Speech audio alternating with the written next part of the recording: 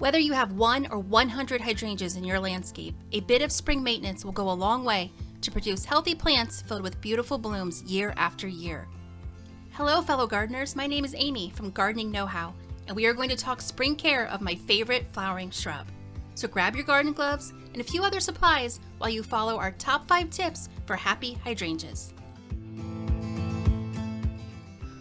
All types of hydrangeas would benefit from several applications of fertilizer per season, starting early in the spring once new growth begins to emerge.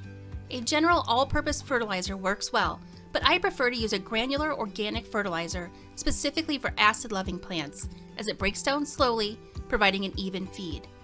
Following the application instructions on the bag, broadcast the fertilizer within the drip line of the plant, scratching or raking the fertilizer into the top inch of the soil. Water in as directed.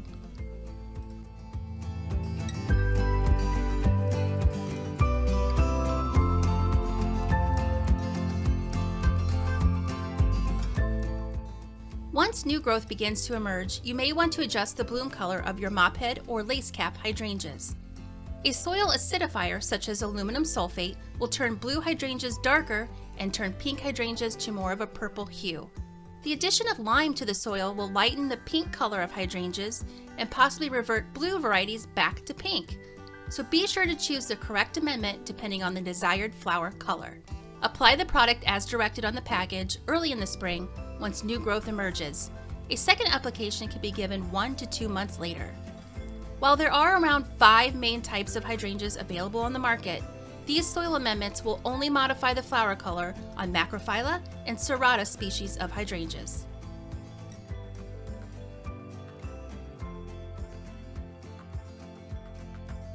In spring, there are only a few hydrangea types that require trimming to keep the plant neat and tidy, plus trimming will produce a fuller and healthier shrub.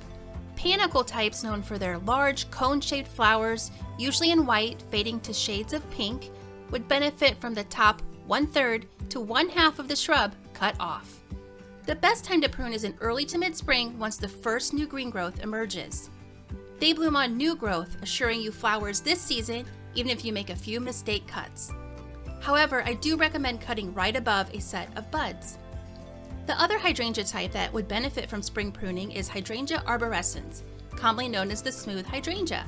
You may be familiar with varieties such as Annabelle or Incredible. This species can be pruned hard, down to 1 foot tall. Pruning in early spring can help benefit a top-heavy plant that may flop to the ground by mid-summer. As for oak leaf hydrangea types, these can be left alone completely as they bloom on old wood and have an attractive large spreading habit that is desired in the landscape. Mophead types, the hydrangeas with rounded, ball-shaped flowers, commonly found in shades of pink and blue, are a bit more complicated.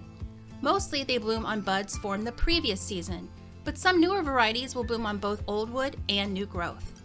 So cutting any of these branches off in early spring will remove the flower buds for the first set of blooms. If you do need to tidy up this species of hydrangea, you can cut above the topmost healthy set of buds. Some branches that are a few years old that will not produce blooms can be removed completely. These branches that can and should be removed will be very woody, possibly hollow-stemmed and lighter in color.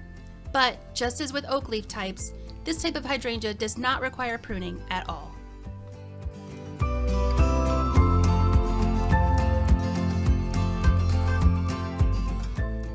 The last step for spring hydrangea care is to apply a layer of mulch. Mulching will reduce weeds, retain moisture, and provide for a fresh, clean look to your beds. After the leaf buds begin to open, apply a 2-inch layer of mulch. I prefer to use pine bark mulch in my area, but shredded mulch, compost, and pine needles are other good choices depending on availability in your region.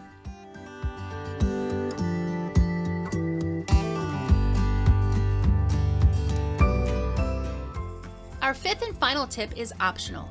Whether your plant is getting a bit too much sun or if the shrub has overgrown its spot, you may want to consider transplanting it to a new area. Early spring is an excellent time to move your plant before the heat of the summer arrives.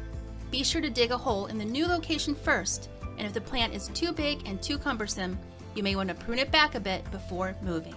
If needed, amend the soil in the new planting bed with compost or peat moss, depending on your soil composition. Be sure to water thoroughly after planting, repeating frequently while the roots establish in its new environment.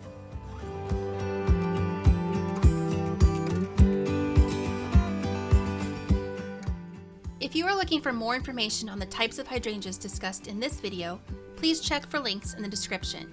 Don't forget to hit the subscribe button for more content from us, and be sure to sign up for our free weekly gardening newsletter with the link below.